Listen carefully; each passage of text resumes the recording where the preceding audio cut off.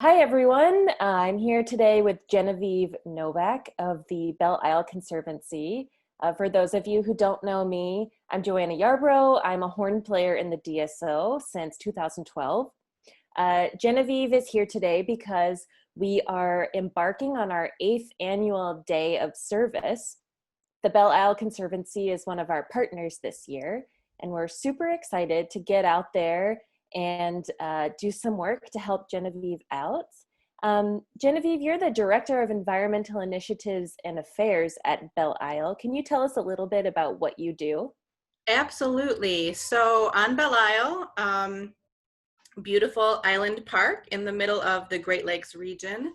And we really try at the Conservancy, we're trying to focus, or we are focusing on environmental conservation. So recognizing that we have 4 million visitors a year and that has not decreased during COVID. We're very honored that we can be a space for people to come during the pandemic for healing, for mental health, for physical well-being. But with that said, that comes with some other concerns, such as littering or single-use plastic or plastic pollution. So what we've done through our environmental initiatives is created an anti-litter campaign called Keep Belle Isle Beautiful. And this was launched in 2017. We work at the local level by reducing litter on Belle Isle, literally removing it at the source, having 4 million visitors a year, and the trash and the litter and the plastic pollution that can come from that would go direct, leaving an island into the Detroit River. And then it would break up in the Detroit River and move forward into the Great Lakes, and then move from there into the world's oceans, because all waterways are connected. We look at it at doing our part to beautify Belle Isle at the local level, but then also the more regional or global level of addressing the issue of plastic pollution in our waterways. So removing it at the source before it flows forward, and then is in these bigger bodies of water, which is much more difficult to remove at that point. It can spend decades in the water, breaking up from the sun, the chemicals polluting the water, and it harming the aquatic life. Yeah, that's so interesting too, that Belle Isle really is just like a little microscopic glance into the whole world. And if we can keep Belle Isle beautiful, maybe that will extend a little bit more globally. I was curious, what got you into this line of work? Well, my background is social work at the macro level, so looking at systems and social justice. When I came to Belle Isle, I was brought on the team to design some volunteer programming. And we're so lucky on Belle Isle to have such a supportive community, a community of people who love the park, who love Detroit, who love just all things Belle Isle, really. So we had an amazing response from both corporate, nonprofits, and individuals who wanted to support the park. So I took my background in my love for macro social work and social justice issues, and I looked at what made most sense, which was the environmental issues that are happening. So if we have thousands, and we do have thousands of volunteers who want to support the park each year, it makes most sense to take all those different hands wanting to support the park, working towards one issue that, like I said, can make a difference at both the local level and the global level together. We are looking to roll out a cigarette butt initiative in 2021. So cigarette butts, for example, are the #1 item littered worldwide. It's the last form of socially acceptable littering.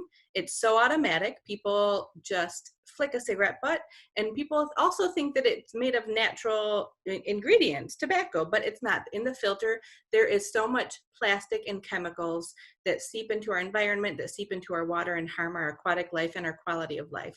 So as a part of Keep Belle Isle Beautiful, we're working on launching a cigarette butt initiative to really look around the park and start focusing on the smaller pieces of litter, such as cigarette butts, that really are overlooked because we're so used to it, because it's so ingrained in our culture. So we have that. We also will be focusing on plastic pollution. So say, for example, single-use water bottles are one of the top littered items in Michigan parks and beaches. The bottle caps, they're so small, and they really bypass a lot of the systems that keep pollution from moving forward. So just being able to contribute to removing a lot of that stuff from entering the Detroit River.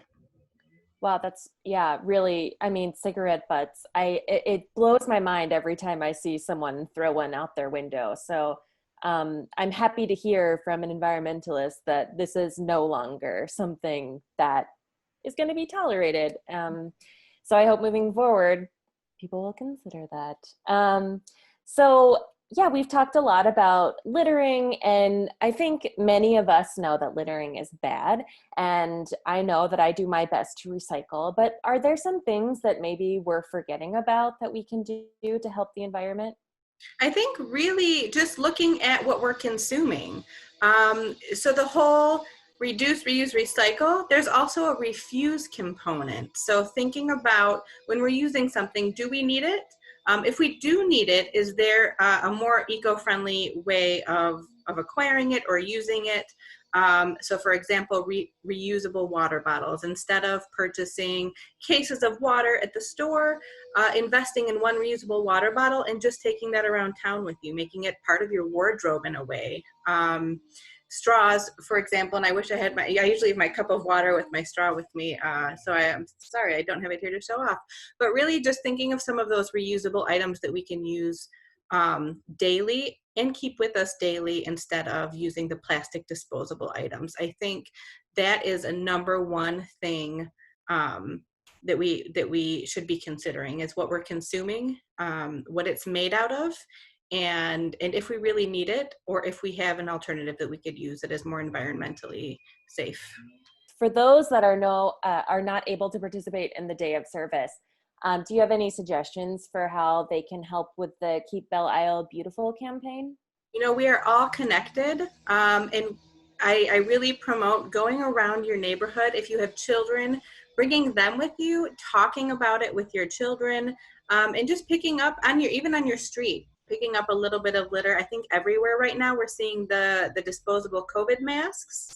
Um, just walking down your street, kind of noticing a little bit of litter in your neighborhood, and being with your kids or your spouse, or walk on a friend and picking it up and disposing of it, but then also having those conversations. So that's something that we did in April. We had a huge Earth Day event planned that of course has been postponed until next year, but we started promoting virtually that people do the same thing in their own neighborhoods, safely of course, using gloves, using, you know, I walked around my neighborhood in April around Earth Day with my daughter, and we had some tongs with us in a bag, and we were just picking up stuff in our neighborhood and then posting it on our neighborhood Facebook page to really talk about awareness. So action and conversation to create awareness, I think it can be done anywhere. Yeah, that's awesome. I love the idea of using tongs because I think so many people are afraid of litter. And that's just like a quick little household way to bypass that. It really So is. It works out really well too. yeah, that's awesome. Well, thank you so much, Genevieve Novak from Belle Isle Conservancy. It's really been a pleasure to learn about what you do and what it sounds like you're incredibly passionate about.